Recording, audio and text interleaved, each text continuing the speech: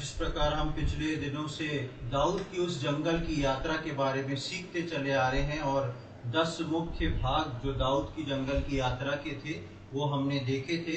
और उसके बाद मैंने बताया था कि उन 10 मुख्य भागों के अलावा भी कुछ भाग हैं जिनको पिछले गुरुवार को मैंने लिया था, और आज उसका एक और भाग है जिसको हम इस गुरुवार को लेके और इस दाऊद की जंगल की यात्रा को जो है इस बार हम समाप्त करेंगे। मेरे साथ निकाल लें पहला सामुएल की किताब, उसका 27वां अध्याय, 1 सैमुएल चैप्टर 27। पहला सैमुएल की किताब, उसका 27वां अध्याय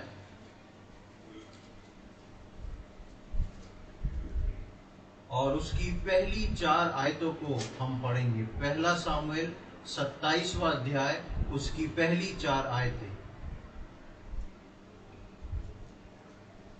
तब दाऊद सोचने लगा, अब मैं किसी न किसी दिन शाऊल के हाथ से नष्ट हो जाऊंगा। अब मेरे लिए उत्तम यह है कि मैं पलिश्तियों के देश में भाग जाऊं। तब शाऊल मेरे विषय निराश होगा और मुझे इज़राइल के देश के किसी भाग में फिर ना ढूंढेगा। यूं मैं उसके हाथ से बच निकलूंगा। तब दाऊद अपने 600 संगी पुरुषों को संग लेकर चला गया और गत के राजा माओ के पुत्र आकीश के पास गया। और दाऊद और उसके जन अपने अपने परिवार समेत गत में आकीश के पास रहने लगे। दाऊद अपनी 2 स्त्रियों के साथ अर्थात यिज्रेली अहीनोअम और नाबाल की स्त्री कर्मेली अबीगैल के साथ रहा। जब शाऊल को यह समाचार मिला कि दाऊद गत को भाग गया है, तब उसने उसे फिर कभी ना ढूंढा। यहाँ पर 27वें अध्याय में हम एक बदलाव को देखते हैं दाऊद के जीवन में। जब हमने पिछली बार 26वां अध्याय पढ़ा था तो उसमें हमने देखा था कि दाऊद दूसरी बार शाऊल को उसके प्राण को बख्श देता है। दूसरी बार जो है शाऊल के पास दाऊद जाता है और उसके सिरयाने पे जो सुराई और उसका भाला रखा रहता है उसको उठा के ले आता है और दूर खड़ा होकर शाऊल को बताता है कि देख, मैंने फिर से एक और बार तेरे प्राणों को बचा लिया। और पूरे 26वें अध्याय में दाऊद और शाऊल की बहुत वार्तालाप है। और 26वें अध्याय का आप आखिरी भाग देखेंगे, उसकी आखिरी 25वीं आयत, तो वहां लिखा है कि शाऊल ने दाऊद से कहा, हे मेरे बेटे दाऊद, तू धन्य है, तू बड़े बड़े काम करेगा और तेरे काम सफल होंगे। तब दाऊद ने अपना मार्ग लिया और शाऊल भी अपने स्थान को लौट गया। एक संधि दोनों के बीच में हो चुकी थी और दोनों लौट जाते हैं। लेकिन लौटने के बाद दाऊद जो है एक दिन विचार करता है, ढूंढता है, फिर मेरा सामना होता है, परमेश्वर शाऊल को मेरे हाथों में कर भी देता है, फिर मैं शाऊल को छोड़ देता हूँ और शाऊल क्षमा मांगता है, बोलता है कि हाँ मेरे से बहुत गड़बड़ हुई है, दोनों में संधि हो जाती है, फिर चले जाते हैं। कुछ दिन बाद फिर पता पड़ता है दाऊद को कि फिर शाऊल आके उसको घेर रहा। तो ऐसी परिस्थिति दाऊद के जीवन में बार बार आती है। तो दाऊद सोचता है इस बार कि अब कुछ करना पड़ेगा। ऐसी परिस्थिति बार बार रिपीटेशन क्यों हो, तो दाऊद इस परिस्थिति के लिए सोचता है। और 27वें अध्याय की पहली आयत में हमने पढ़ा, तब दाऊद सोचने लगा। बहुत सोचता है दाऊद कि क्या मेरा जीवन ऐसे ही जंगल में छिप के घूम के निकल जाएगा? कुछ तो मेरे को है जो करना पड़ेगा, कुछ तो है जो मेरे को सोचना पड़ेगा। और उसने क्या सोचा, अब मैं किसी न किसी दिन शाऊल के हाथ से नष्ट हो जाऊंगा। अब मेरे लिए उत्तम ये है। अब दाऊद जो है कहता है कि इन सारी समस्याओं से निकलने के लिए मेरे लिए उत्तम बात यह है कि मैं कुछ ऐसा कदम उठाऊं जिससे शाऊल मेरा पीछा करना छोड़ दे, मैं भी चैन से रहूं और शाऊल जो है मेरा पीछा नहीं करेगा। और वो कदम उठाने के लिए दाऊद के पास केवल एक ही रास्ता था। वो क्या था कि शाऊल के जो शत्रु थे फिलिस्ती लोग, उनसे वो जाके मिल जाए या उनकी शरण में चला जाए, क्योंकि शाऊल जो है वो कभी भी फिलिस्तियों के यहाँ नहीं घुसेगा। हमेशा इजराइल के इतिहास में आप देखेंगे तो फिलिस्ती लोग आके बीच में आके इजराइल के ऊपर अटैक करते हैं और दोनों के बीच लड़ाई होती है, लेकिन इजरायली लोग कभी जाके फिलिस्तीन में नहीं घुसते। तो दाऊद ने जब बहुत विचार किया, बहुत सोचा होगा कि इसमें क्या कर सकता हूं, मैं कैसे बच सकता हूं, तो दाऊद कहता है मेरे लिए अब अच्छा यही है कि मैं जो हूं फिलिस्तियों के बीच में चला जाऊं। और दाऊद जो है इसी काम को करता है। और हम इसकी दूसरी आयत में हम पढ़ते हैं कि तब दाऊद अपने 600 संगी पुरुष को लेकर चला गया और गत के राजा माओक के पुत्र आकीश के पास गया। और वहां पर जो गत जगह है वो उसके गत के पार एक जगह है जहां पर ये फिलिस्तियों का राज्य है, वहां पर पहुंचता है और वहां पर जाके उस राजा से बातचीत कर लेता है और वहां जाके वो रहने लगता है। हमारे विश्वासी जीवन में यदि हम देखें तो कई बार विश्वासी जीवन में ऐसी परिस्थिति आती है जिस परिस्थिति में विश्वासी कई बार उन परिस्थितियों के लिए प्रार्थना करता रहता है और प्रार्थना के अलावा कई बार प्रभु पे भरोसा रखने वाले लोग सोचते हैं, विचार करते हैं कि ठीक है हम परमेश्वर से प्रार्थना कर रहे हैं, लेकिन इस समस्या के लिए और क्या किया जा सकता है, किस प्रकार इसमें से पार निकला जा सकता है। इसी प्रकार हम यहाँ पर देखते हैं और हम देखते हैं कि परिपक्व विश्वासी भी कई बार परिस्थितियों से जब त्रस्त आ जाते हैं तो उसको बदलना चाहते हैं, चाहे उनका भरोसा परमेश्वर पे क्यों ना हो, लेकिन अपने लेवल पे वो विचार करते हैं कि कैसे इसके पार जा सकते हैं, कैसे इसके लिए कुछ ढूंढ सकते हैं। पर जो प्रभु को लेके उन परिस्थितियों को नहीं बदलते हैं उनके लिए समस्या होने लगती है। अगर मुझको और आपको अपनी परिस्थिति बदलना है, ऐसी परिस्थिति जिसमें मैं और आप बार बार गिर जा रहे हैं, जिसमें मैं और आप बार बार फंस जा रहे हैं, रिपीटेशन पे रिपीटेशन हो रहा है, तो इसका मतलब है कि जरूरी है हमको सिर्फ और सिर्फ परमेश्वर की ओर देखते हुए उसका हाथ थामते हुए अपनी परिस्थितियों को हम बदलने की कोशिश करें। दाऊद जो है परमेश्वर का भय मानने वाला, और पिछले दिनों में हमने इतने सारे उसकी जंगल की यात्रा के 10 पॉइंट को देखा था जिसमें हमने इस बात को सीखा था कि ये दाऊद जो है वो परमेश्वर में जंगल की यात्रा में चलते चलते ही मैच्योर हो पाया। 11वें पॉइंट को जो मैंने पिछले थर्सडे लिया था उसमें मैं बता रहा था कि उसके शुरुआती दौर का जब जो था दाऊद जो था, शाऊल आता था तो वो भाग जाता था, छिप जाता था। और जब पहले के 10 पॉइंट हम पढ़ रहे थे और देख रहे थे तो उसमें हमने देखा कि फिर दाऊद ने छिपना बंद कर दिया था। दाऊद जाके शाऊल का सामना करता है, उससे बातचीत करता है। ये 10 भाग में बेशक परिस्थितियां दाऊद के जीवन में खराब थी, लेकिन परमेश्वर ने दाऊद को इन 10 परिस्थितियों में अपने मन के अनुसार एक व्यक्ति बना दिया था। इसलिए दाऊद जो था परिस्थितियों से भाग नहीं रहा था, लेकिन ये 10 परिस्थितियां बीतने के बाद भी दाऊद इस बात को सोचने के लिए मजबूर हुआ कि मुझे कुछ करना है। प्रिय विश्वासियों के जीवन में भी कई बार ऐसी परिस्थिति आती है जिसके लिए हम सोचने को मजबूर होते हैं कि हमको कुछ करना है। इतना बड़ा कदम दाऊद ने जब उठाया फिलिस्तियों के देश जाने के लिए, ऐसा नहीं कि दाऊद समझ नहीं रखता था। दाऊद को मालूम था कि दाऊद क्या कर रहा है। दाऊद को मालूम था कि मैं फिलिस्तियों के देश जा रहा हूं जो कि परमेश्वर की ओर से अनुमति उसकी नहीं दी जाएगी। दाऊद ने उसके विषय में कोई प्रार्थना नहीं करी। कई बार हमारे जीवन में भी हमको मालूम है हम जो करने जा रहे हैं अपनी परिस्थिति से बाहर निकलने के लिए, उससे परमेश्वर खुश नहीं होगा। जितना भी हम वचन जानते हैं, जितना भी प्रभु को जानते हैं, प्रार्थना का जीवन जानते हैं, हम कई बार परिस्थिति में ऐसा कदम जब हमारे सामने आता है, हमको मालूम होता है कि ऐसी स्थिति में ये जो डिसीजन मैं लूंगा इसमें परमेश्वर की रजामंदगी नहीं होगी। और ऐसी सिचुएशन में ऐसी डिसीजन को लेने के लिए हम अपने ऐसे जब निर्णय को लेते हैं तो थोड़ा सा परमेश्वर से आड़ लेके चलते हैं। कैसी आड़? कि हाँ परमेश्वर मैं प्रार्थना कर रहा हूँ, मैं वचन पढ़ रहा हूँ, सब कुछ है, पर ये चुपचाप इसके बारे में परमेश्वर से प्रार्थना नहीं करते कि प्रभु मैंने ऐसा सोचा है, क्या ये ठीक है क्या? क्योंकि हमको अंदर ही अंदर दिल के किसी कोने में पता रहता है कि जो मैं कर रहा हूँ वो परमेश्वर को नहीं भाएगा।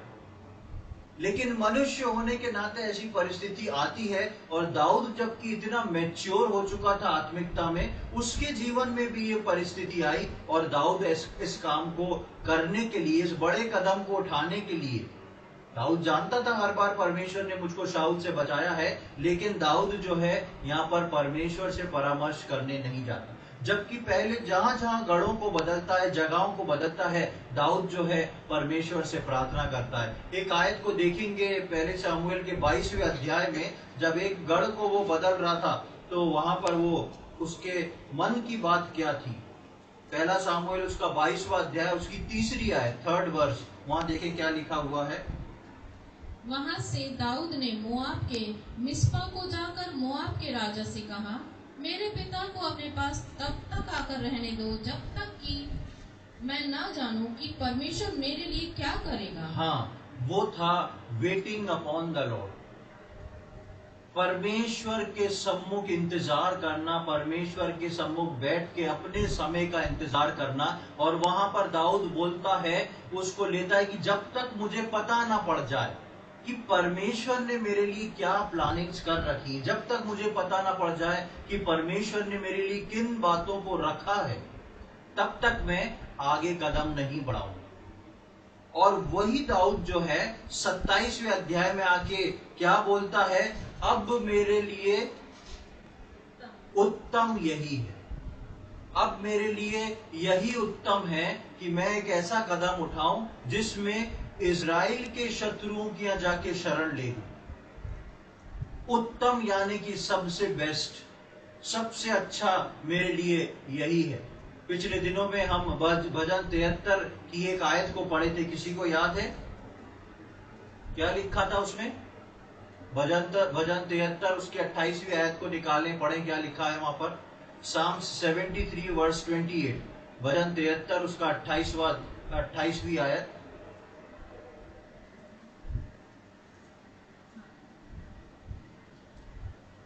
परंतु परमेश्वर के समीप रहना यही मेरे लिए भला है। हाँ, बस यहाँ पर हम पढ़ते हैं, परंतु परमेश्वर के समीप रहना यही मेरे लिए भला है। हम संडे को देख रहे थे, इस विचार पे मनन कर रहे थे कि एक विश्वासी की जो आनंद है, उसकी जो भलाई है, वो सब कुछ जो है परमेश्वर के समीप रहने में छुपी हुई है। यहाँ पर हम देखते हैं कि दाऊद जो था वो भी इस बात को जानता था, और 22वें अध्याय में हमने पढ़ा कि दाऊद उस राजा को जाके बोलता है कि मैं, मेरे माता पिता को और मुझको यहाँ पर रहने दे जब तक मुझे पता ना पड़ जाए कि परमेश्वर की प्लानिंग क्या है। क्योंकि दाऊद परमेश्वर से अलग होके नहीं रहना चाहता था।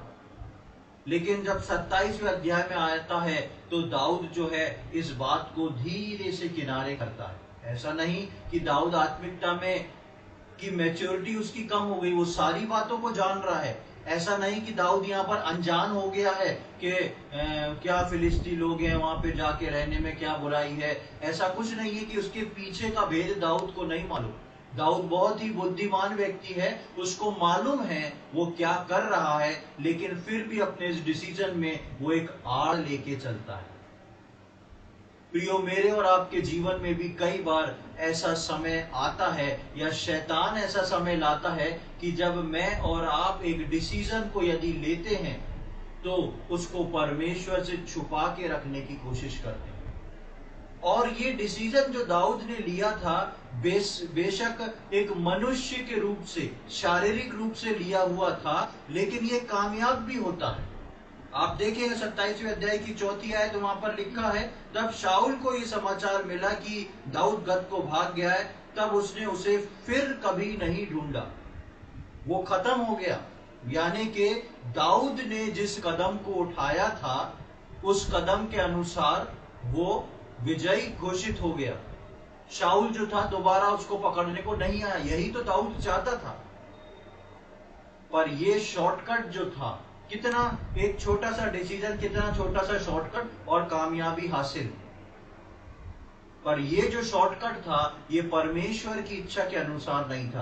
प्रियो, मेरे और आपके जीवन में लिए गए कुछ डिसीजंस जो कि हम अपने शारीरिकता में या मजबूरी में या संसार को देखते हुए लेते हैं, जरूरी नहीं कि वो डिसीजन मेरे और आपके लिए परमेश्वर ने रखा। क्योंकि परमेश्वर का वचन बोलता है कि मैं उन योजनाओं को, उन प्लान्स को जानता हूं जो मैंने तुम्हारे लिए बनाई हैं, और वो हानि के लिए नहीं, लाभ के लिए। क्यों परमेश्वर ने बोला हानि के लिए नहीं? क्योंकि जब हम परमेश्वर के वचन के अनुसार चलते हैं तो हमको लगता है हानि हो रही है, कहीं से लॉस हो रहा है। लेकिन परमेश्वर ने इसीलिए वहां पर लिखा वो हानि के लिए नहीं, लाभ के लिए है। दाऊद इतने लंबे समय से निकल रहा था, दाऊद ने सोचा बहुत थक चुका हूं मैं, बहुत ज्यादा लॉस हो रहा है मेरा, जंगल में घूम रहा हूं, मैं भी तो चैन से जीना चाहता हूं।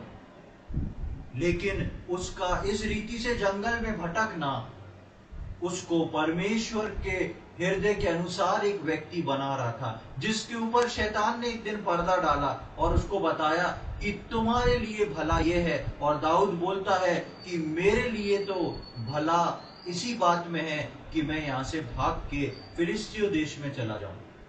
प्रियो, मेरे और आपके जीवन में कई बार परमेश्वर का वचन जानते हुए, प्रार्थना का जीवन करते हुए कुछ निर्णय हम अपने जीवन में ऐसे लेते हैं। बहुत बड़े निर्णय नहीं, हो सकता है आप बहुत बड़े निर्णय लें, हो सकता है छोटे छोटे निर्णय लें, लेकिन यदि आपके छोटे और बड़े निर्णय आपको परमेश्वर से समीप रखने में बाधा को उत्पन्न कर रहे हैं, एक गैप को ला रहे हैं, तो समझ लें वो डिसीजन आपका गलत है।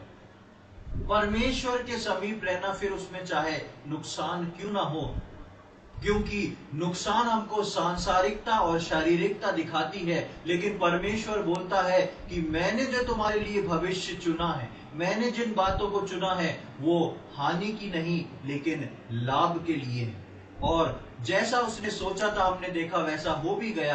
कई बार ऐसे डिसीजन जो हैं बहुत काम के भी होते हैं और हमको लगता है कि देखो अब सब कुछ अच्छा हो गया, अब जो है वापस से हम परमेश्वर के समीप खटक जाएंगे।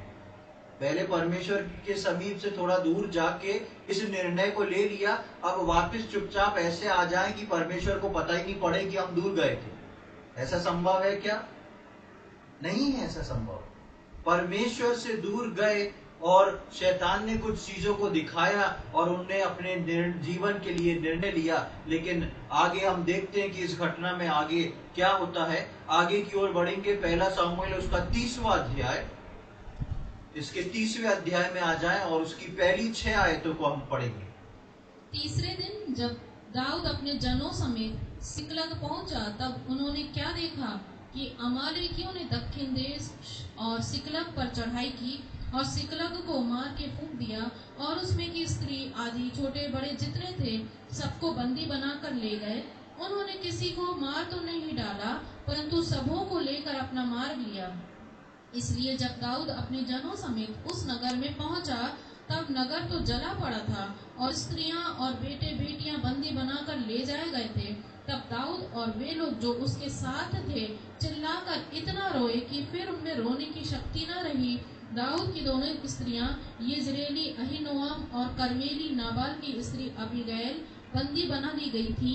और दाऊद बड़े संकट में पड़ा, क्योंकि लोग अपने बेटे बेटियों के कारण बहुत शोकित होकर उस पर पथराव करने की चर्चा कर रहे थे।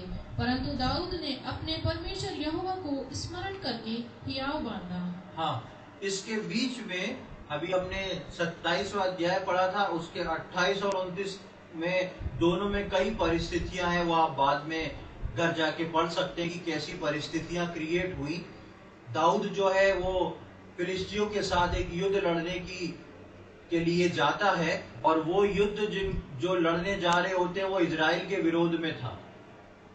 अब देखिए दाऊद जो निर्णय लेता है उसको उस युद्ध में जाने के लिए भी वो तैयार है, जो युद्ध उसको इजराइलियों के विरोध में चढ़ना पड़ रहा है। यानी कि वो आ चुका था फिलिस्ती और फिलिस्तियों का युद्ध होने लगा इजराइलियों से। अब वो फिलिस्ती में रह रहा है तो उसको फिलिस्तियों की ओर से लड़ना है। परमेश्वर का जन परमेश्वर के लोगों के विरुद्ध खड़ा होता है लड़ने के लिए, लेकिन परमेश्वर ही उसे बचाता है और परमेश्वर जो परमेश्वर ऐसा भय वहां के लोगों के, फिलिस्तीयों लोगों के मन में डाल देता है कि उन लोग को शक पैदा हो जाता है कि ये दाऊद जो हमारे साथ लड़ने जा रहा है, कहीं बीच युद्ध में उन्हीं के साथ एक हो गया तो क्या होगा, हम बीच में बच जाएंगे। तो वो उसका यकीन नहीं करते और दाऊद को कहते तुम अभी हमारे साथ युद्ध में नहीं जाओ, तुम आराम करो, घर जाओ। जब दाऊद लौट के आता है और जहां वो अपनी पत्नी बच्चों को छोड़ के गया था, उस जगह का नाम सिकलग है, और वहां पर पहुंचता है तो क्या देखता है, मैं तो गया था युद्ध लड़ने, लेकिन मेरा पूरा डेरा जो है वो उजड़ चुका है। उसके सारे जानवर, उसकी पत्नी, उसके बच्चे, उसके साथ रहने वाले लोग, सबको जो है वो शत्रु ले जा चुका है गुलामी में। और जिस स्थान पर वो सुरक्षित, जिस स्थान को समझ के रह रहा था, वो क्या होता है, आग से फूंक दिया जाता है, सब कुछ तबाह हो जाता है। और पूरी बाइबल में दाऊद के लिए इस जगह के अलावा कहीं पर ये स्टेटमेंट नहीं पाते हैं जिसके लिए लिखा है दाऊद बड़े संकट में पड़ गया।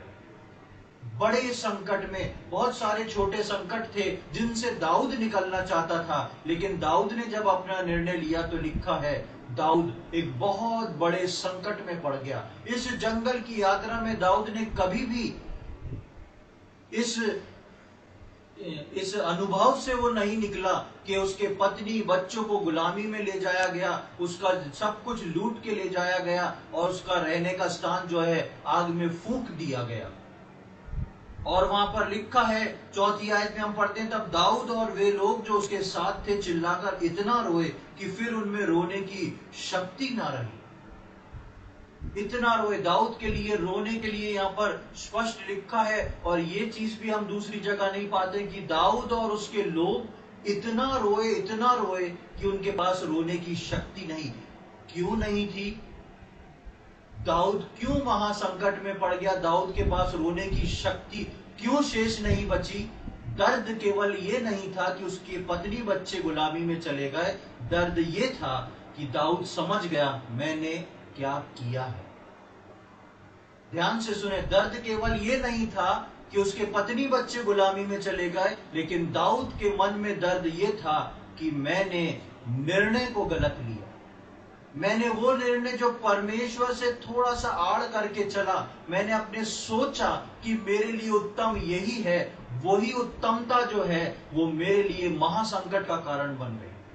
और दाऊद जो है, उसके लोग रोते हैं, दाऊद रोता है, और हम देखते हैं कि वहां पर उसके लोग उसके इतना दुखी हो गए कि वो दाऊद के विरोध में खड़े हो गए, उसका पथराव करने की सोच रहे थे।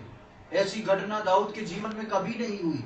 सोचें दाऊद का क्या हाल हुआ होगा कि जिन लोगों को मैं अपना समझ के चलता हूं वो आज मुझ पे पथराव करने को तैयार हैं। उन्होंने इतने समय यहाँ चैन से रहे, उस बात को नहीं देख रहे हैं। लेकिन दाऊद इन सारी परिस्थितियों को समझा, देखा, और दाऊद को समझ में आ गया कि मैंने क्या किया है। प्रियो, कई बार हमारी ऐसी परिस्थितियों से बचने के लिए लिया हुआ निर्णय बेशक हमारे दिमाग से, सांसारिक सोच से हो सकता है, लेकिन याद रखें वो निर्णय जब अपने परिणाम को छोड़ता है तो मुझको और आपको रियलाइज जरूर कराता है कि मैंने ये क्या कर दिया। उसके बाद जब हम आगे की ओर आते हैं तो 6वीं आयत में देखते हैं, और दाऊद बड़े संकट में पड़ा क्योंकि लोग अपने बेटे बेटियों के कारण बहुत शोकित होकर उस पर पथराव करने की चर्चा कर रहे थे। परंतु दाऊद ने अपने परमेश्वर यहोवा को स्मरण करके हियाव बांधा। दाऊद ने अपने परमेश्वर यहोवा को स्मरण किया। वापस से दाऊद अपने परमेश्वर यहोवा को याद कर रहा है। 27वें अध्याय से लेके 30वें अध्याय तक दाऊद जो है अपने परमेश्वर को स्मरण नहीं कर पाता है। हो सकता है बहुत सारी चीजें हों, और बाइबल स्कॉलर इस बात को बताते हैं कि उस 27वें अध्याय से 30वीं अध्याय तक दाऊद ने कोई भजन नहीं लिख पाया। दाऊद कोई भी दाऊद का लिखा हुआ भजन इन अध्यायों में के बीच में नहीं हुआ। दाऊद ने क्या सोचा था? उत्तम तो मेरे लिए यही है, अच्छा तो मेरे लिए यही है, लेकिन उस निर्णय पर दाऊद के जीवन में कुछ भी अच्छा नहीं हुआ। और 6वीं आयत में हम पढ़ते हैं कि तब उसको उसका परमेश्वर स्मरण आता है, और वो लिखा है कि उसने अपने परमेश्वर यहोवा को स्मरण करके हियाव बांधा। परमेश्वर अपने लोगों को कभी भी छोड़ता नहीं, कभी भी त्यागता नहीं। अब परमेश्वर चाहता तो दाऊद से कह सकता था, क्यों, क्या हुआ, आ गए वापस, तुम तो बिना मेरे से पूछे दौड़ गए थे, क्या हुआ, समझ में आ गई क्या? परमेश्वर ने ऐसा कुछ भी नहीं बोला। लेकिन लिखा है कि उसने जब अपने परमेश्वर को स्मरण करके उसमें हियाव बांधा। प्रियो, कई बार हमारे जीवन में ऐसा हो जाता है, जरूरी नहीं है कि हम सब परिपक्व होके बहुत अच्छे तरीके से आगे बढ़ते जाएं। कई बार जीवन में ऐसा होता है, लेकिन ध्यान रखें, जब कभी जिस दिन आपको ये महसूस हो जाए, उस दिन अपने परमेश्वर को स्मरण करके हियाव बांधो। हियाव जो है वो हमेशा परमेश्वर ही एक विश्वासी को बंधा सकता है। दुनिया के लोग, आपके घर के लोग अच्छी बातें कर सकते हैं, हियाव बंधा सकते हैं, लेकिन वो कुछ देर का होता है। लेकिन एक विश्वासी को परमेश्वर जो हियाव बांधता है वो कभी भी टूटता नहीं। और उस हियाव को बांध के हम देखते हैं कि दाऊद जो था वो आगे बढ़ता है। और 7वीं आयत में लिखा है, तब दाऊद ने अहीमेलेक के पुत्र अब्यातार याजक से कहा, एपोद को मेरे पास ला। तब अब्यातार एपोद को दाऊद के पास ले आया और दाऊद ने यहोवा से पूछा, क्या मैं इस दल का पीछा करूं? अब दाऊद जो है वो एपोद को मंगवा रहा है। उस समय बाइबल नहीं है, और एपोद जो है वो महायाजक लोग उस एपोद को इस्तेमाल करते थे। उसमें जो खास 2 पत्थर उम्मीम और तूरीम लगा रहता था, उसके द्वारा याजक लोग जो थे परमेश्वर से उत्तर पूछते थे।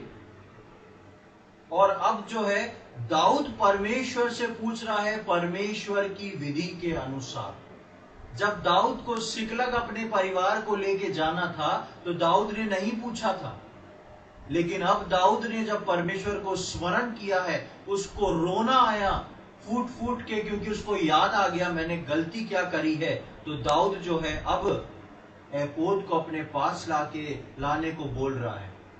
और वहां पर वो परमेश्वर से पूछता है, मैं जो लोग मेरे पत्नी बच्चों को, मेरे सब सामान को लूट के ले गए हैं, क्या मैं जाके उनको पकड़ लूं? और क्या मैं उनको पाऊंगा? क्या मैं उनको पकड़ लूंगा? अब दाऊद जो है हर कदम फूंक के उठाता है और परमेश्वर से पूछ के चलना चाहता है। और जब दाऊद परमेश्वर से पूछता है तो परमेश्वर उसको जवाब भी देता है और बोलता है कि हाँ, तुम चले जाओ, उनका पीछा करो और तुम उसको पकड़ लोगे। ऐसे दुख की घड़ी में जब दाऊद है, तब परमेश्वर उसको पूछ नहीं रहा है, अरे ठहरो, इतनी जल्दी क्या है, पहले ये तो बताओ कहाँ थे इतने समय से, कैसे आना हुआ आज, कैसे याद आ गई? हमारे से कोई मिलने आता, काफी दिन हो जाते हैं, तो हम पहले यही पूछते ना, अरे भाई कहाँ थे इतने दिनों से, हैं आज क्या काम पड़ गया जो हमारे पास आ गए? फिर वो व्यक्ति भी बोलता, अरे ऐसा ऐसा था, अच्छा ठीक है। पर हम जता जरूर देते हैं कि अरे भाई आप इतने समय से थे नहीं, क्या बात है। लेकिन परमेश्वर का डीलिंग और मनुष्य का डीलिंग जो है बहुत फर्क है। परमेश्वर जिस दिन दाऊद फूट के रोया, परमेश्वर को उतना काफी है, परमेश्वर समझ गया कि ये मेरे समीप वापस आ गया है। अब दाऊद जो है, दाऊद और परमेश्वर के बीच में अब कोई फॉर्मेलिटी नहीं है। वापस दाऊद प्रार्थना कर रहा है, परमेश्वर उसको एज इट इज जवाब दे रहा है जो वो पूछ रहा है। दाऊद पूछता है, मैं जाऊं क्या? परमेश्वर बोलता है हाँ जाओ। दाऊद पूछता है, मैं उनको पकड़ लूं क्या? पर पकड़ लूंगा क्या? परमेश्वर बोलता है हाँ पकड़ लोगे। और 8वीं आयत में हम देखते हैं कि 8वीं आयत में जब दाऊद प्रश्न करता है तो परमेश्वर उसके प्रश्नों का उत्तर भी देता है। परमेश्वर मेरे और आपके प्रार्थनाओं का, प्रश्नों का उत्तर देने वाला परमेश्वर है। ये प्रश्न दाऊद फिलिस्ती में जाने से पहले भी यहोवा से पूछ सकता था, और दाऊद जो था तब तक काफी मैच्योर था आत्मिक रीति से, लेकिन दाऊद ने पूछा नहीं। मेरे और आपके जीवन में भी कई बार, जीवन के कई मोड़ों पे हम परमेश्वर से ऐसे निर्णय को नहीं पूछते जिनको हम करना चाहते हैं और हमें पता है कि परमेश्वर की इसमें रजा नहीं रहेगी। ऐसे निर्णय को हम प्रार्थना में परमेश्वर के सम्मुख नहीं रखते हैं। लेकिन जब दाऊद को स्मरण आता है और वो इस निर्णय को प्रार्थना पूर्वक परमेश्वर के सम्मुख रखता है, तो परमेश्वर हमारी प्रार्थनाओं का उत्तर निश्चित तौर पे देता है। यदि हम सच्चे हृदय से परमेश्वर के सम्मुख कुछ बात को रखते हैं, सिंसियर हार्टेड होके, तो परमेश्वर निश्चित तौर पे हमारी प्रार्थनाओं का उत्तर देता है, हमारे लिए मार्ग खोलता है, हमको बताता है कि हमको क्या करना है और क्या नहीं करना। और 8वीं आयत में हमने देखा कि परमेश्वर प्रार्थनाओं का उत्तर देने वाला परमेश्वर है। और हम जब उसकी 30वें अध्याय की 18वीं और 19वीं आयत में आते हैं, तो देखिए जब परमेश्वर के अनुसार दाऊद करता है तो क्या पाता है। 30वां अध्याय उसकी 18वीं और 19वीं आयत। और जो कुछ अमालेकी ले गए थे वह सब दाऊद ने छुड़ाया, और दाऊद ने अपनी दोनों स्त्रियों को भी छुड़ा लिया, वरन उनके क्या छोटे क्या बड़े, क्या बेटे क्या बेटियां, क्या लूट का माल, सब कुछ जो अमालेकी ले गए थे, उसमें से कोई वस्तु न रही जो उनको ना मिली हो, क्योंकि दाऊद सबका सब लौटा लाया। यहाँ पर हम देखते हैं जब परमेश्वर को वो स्मरण करके, जब परमेश्वर के हाथ में सब कुछ सौंप के दाऊद चलता है, तो लिखा है, एक एक डिटेल लिखी, उसकी पत्नी, उसके बच्चे, सारा सामान जो जितना लूट में गया था, वो सब का सब जो है दाऊद लौटा के वापस ले आया। क्यों दाऊद वापस लेके आ सका? क्योंकि उसने अपने परमेश्वर को स्मरण किया और परमेश्वर के समीप गया। दाऊद इस बात को समझ चुका था कि मेरे लिए उत्तम फिलिस्तियों में जाके रहना नहीं, लेकिन मेरे लिए उत्तम परमेश्वर के समीप रहना है। दाऊद को अपनी गलती स्मरण आती है और दाऊद जो है अपने परमेश्वर को दोबारा पुकारता है, और परमेश्वर एक सच्चे और सीधे परमेश्वर की तरह दाऊद की सहायता करता है, और दाऊद कुछ भी छोड़ता नहीं, सब का सब लिखा है दाऊद लौटा ले आया। प्रियो, मेरे और आपके जीवन में हो सकता है हमने अपने जीवन में बहुत सारी चीजें गलत निर्णय के कारण खोई हो, बहुत सारे विचार, बहुत सारी निर्णय हमने अपने जीवन में ऐसे लिए हों जो परमेश्वर से को अलग करके लिए हों, और हमने सोचा हो हमारे लिए उत्तम यही है, हमारे लिए अच्छा यही है, और हो सकता है उन निर्णयों की करवाहट जो है आज तक हमारे हृदय में बनी हो, लेकिन हम इसमें कभी भी देर ना करें। दाऊद को जब समझ में आया, दाऊद अपने निर्णय को लेके जैसा था दाऊद वैसा ही परमेश्वर के समीप पहुंच जाता है। इसलिए दाऊद बोलता है अपने भजनों में, हे मेरे मन यहोवा को धन्य कहे। जो कुछ किसमें है? जो कुछ मुझ में है। दाऊद की सबसे बड़ी ब्यूटी यही थी कि दाऊद गिरता था, उठता था, रोता था, गाता था, जिस भी पोजीशन में था वो अपने आप को उठा के परमेश्वर के सम्मुख ले जाता था। प्रियो, मेरे और आपके जीवन में चाहे हम नफा नुकसान में हो, चाहे हम बहुत लाभ में हो, चाहे हमारा आत्मिक स्टेटस अच्छा हो नहीं हो, जैसी भी परिस्थिति हो, हम परमेश्वर के समीप अपने आप को उठा के लेके जाएं। और याद रखें, आपको उठा के परमेश्वर के समीप ले जाने वाले केवल आप ही हैं, कोई दूसरा उसमें पीछे से हाथ नहीं लगा सकता।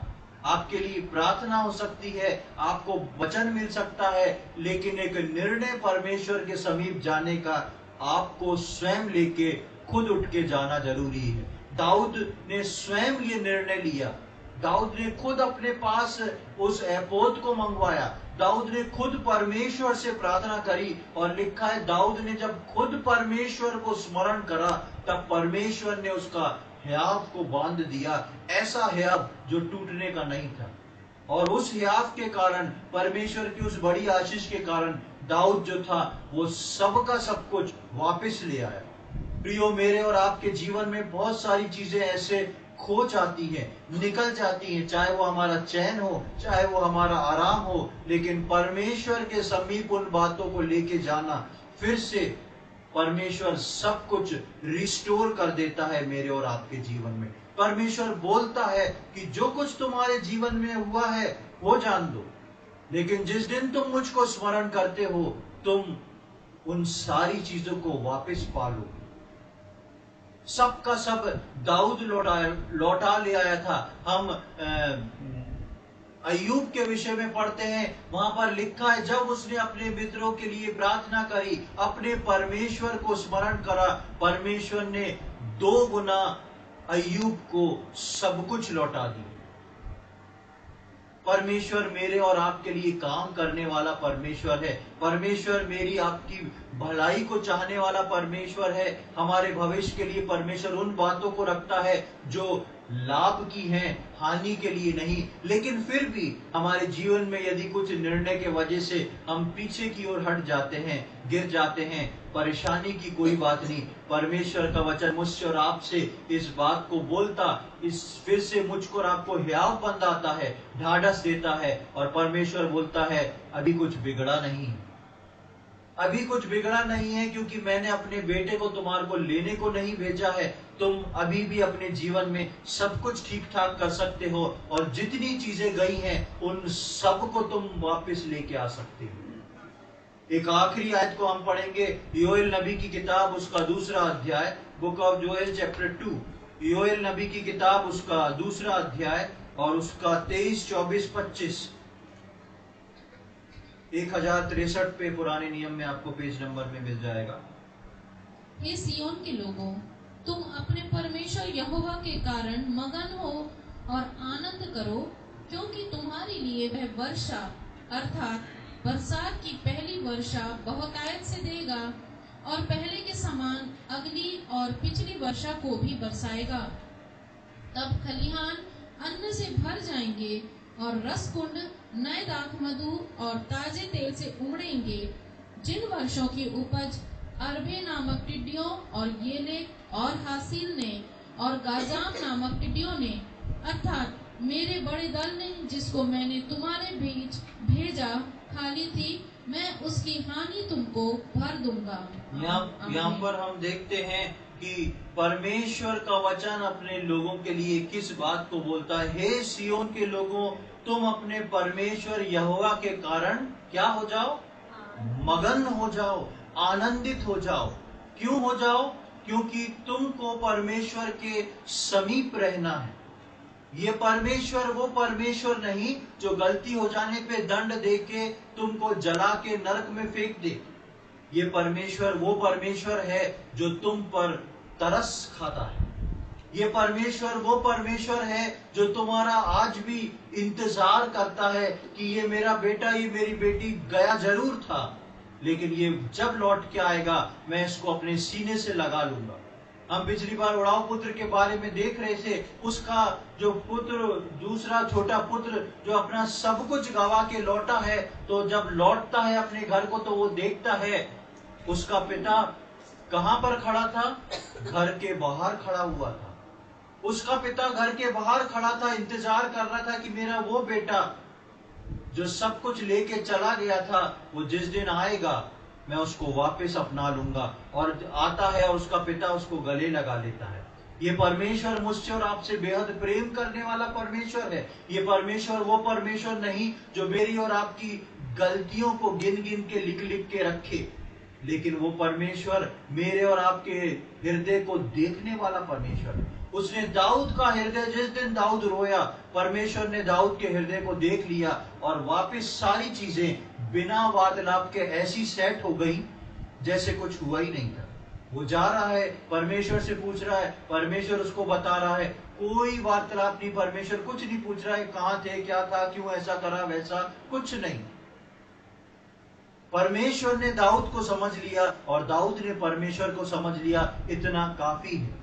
प्रियो, मेरे और आपके जीवन में यदि कुछ गलती होती है, हम सिर्फ परमेश्वर को स्मरण करें, परमेश्वर आपको स्मरण करेगा, आप परमेश्वर को स्मरण करेंगे, दोनों बातें बराबर हो जाएंगी। उसके बाद कोई भी आर्ग्यूमेंट नहीं, कोई भी बातचीत नहीं, सब कुछ समतल करने वाला परमेश्वर है। और वही परमेश्वर यहाँ पर योएल नबी की किताब में बोलता है, जितना भी नुकसान हो गया है वो सब भरेगा। पहली बारिश, आखिरी बारिश, अन्न, सब कुछ। और जितना टिड्डियां खा के उस फसल को बर्बाद कर चुकी हैं, एक बार टिड्डी आके फसल को खा के चली जाए तो उसके बाद वो फसल अगली बार ही होगी जब दूसरी बार उगाया जाएगा। लेकिन परमेश्वर बोलता है मैं उनकी हानि तुमको भर दूंगा, क्योंकि मेरे और आपके जीवन की हानि कोई उगती हुई फसल नहीं, लेकिन मेरे और आपके जीवन की हानि और लाभ जो है वो परमेश्वर के हाथों में है।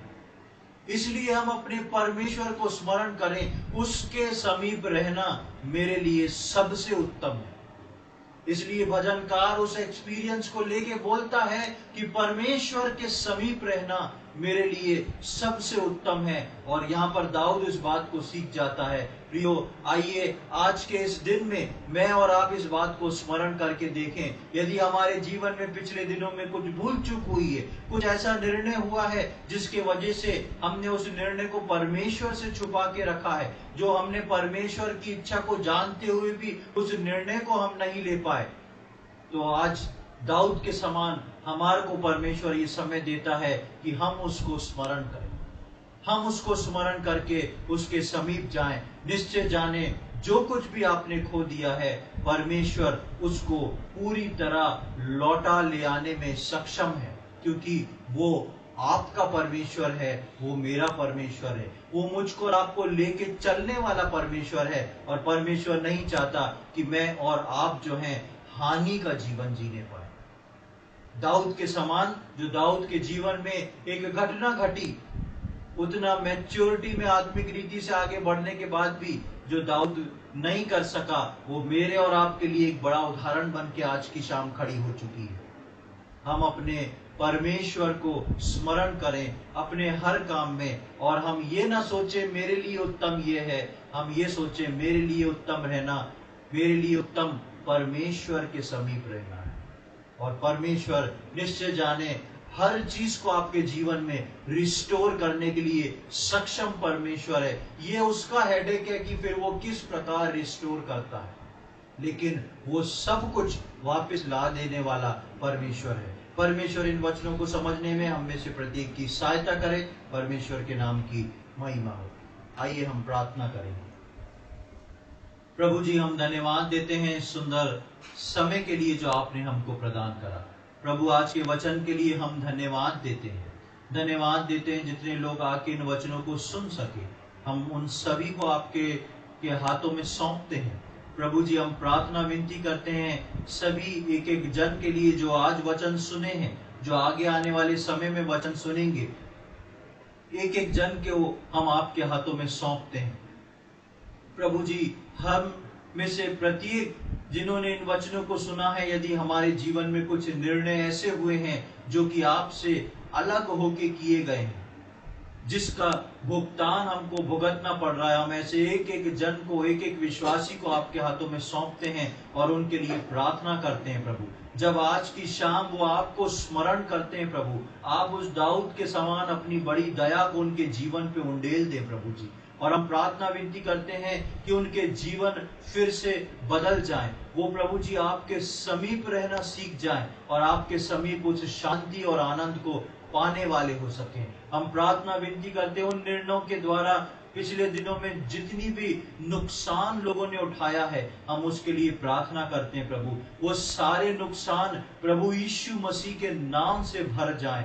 वो जितना भी नुकसान उनके जीवनों में हुआ है प्रभु, वो सब यीशु मसीह के नाम से रिस्टोर होने पाए प्रभु जी। और हम प्रार्थना करते हैं हर एक लोगों के लिए, चाहे वो प्रभु जी उनका स्वास्थ्य संबंधी नुकसान हुआ हो, चाहे वो मानसिक तनाव का, मानसिक शांति का नुकसान हुआ हो, चाहे उनके ऑफिस में नुकसान हुआ हो, चाहे उनके घर में नुकसान हुआ हो, उन सारे नुकसानों को प्रभु हम आपके सम्मुख ले आते हैं और हम प्रार्थना विनती करते हैं प्रभु जी कि वो सारे नुकसान आज यीशु मसीह के नाम से भर जाएं प्रभु जी, वो भरपूरी आ जाए, ये सारी हानि यीशु मसीह के नाम से हट जाए और उनके जीवन में वो लाभ को हम यीशु मसीह के नाम से घोषित करते हैं प्रभु जी। आपकी बड़ी दया को चाहते हैं प्रभु जी। आज से हर विश्वासी जो इन वचनों को सुना है, उनके जीवन बदलने पाए प्रभु जी, वो प्रभु जी आप में और अधिक बढ़ने पाए। अब उनके जीवन और आपके बीच में कोई पर्दा ना रहने पाए प्रभु जी, लेकिन वो आपके समीप रहना सीख जाए, आपके चरणों में बैठ के उन विचारों को जानते हुए आपसे प्रार्थना करके अपने जीवन के लिए पूछ के आगे बढ़ने वाले हो सके प्रभु जी। जितना भी शैतान ने उनके जीवनों में लॉस किया है उसको हम यीशु मसीह के नाम से कैंसिल करते हैं और यीशु मसीह के नाम से उनके जीवन में उस प्रॉफिट को, उस लाभ को हम भेजते हैं प्रभु जी। आप दया करें, अनुग्रह करें प्रभु जी, और आज से उस निर्णय के साथ एक नए जीवन को लेके चलने में प्रत्येक की आप सहायता करें प्रभु जी। आज के दिन के लिए हम धन्यवाद देते हैं, आपने हमारी प्रार्थनाओं को सुन लिया, उसके लिए हम धन्यवाद देते हैं। ये सारी बातें अपने उद्धार करता प्रभु यीशु मसीह के पवित्र और मीठे नाम से मांगते हैं, आमीन। अब हम